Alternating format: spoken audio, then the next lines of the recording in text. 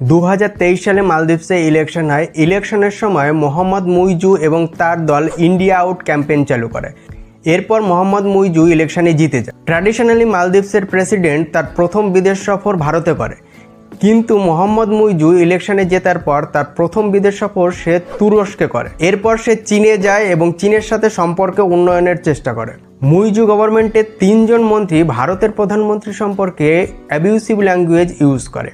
সম্পর্ক এই সময় এতটাই খারাপ হয়ে যায় যে ভারতীয় ট্যুরিস্টরা বয়কট মালদ্বীপসের ডাক দেয়।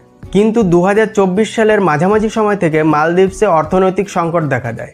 বাজেট ডেফিসিট বেড়ে যায়, ফরেন লোন রিপেমেন্টে অসুবিধা দেখা দেয় এবং ফরেক্স রিজার্ভ 509 মিলিয়ন থেকে কমে 371 মিলিয়ন হয়ে যায়, যেটা কেবলমাত্র 24 দিনের ইম্পোর্ট কভারের জন্য যথেষ্ট ছিল।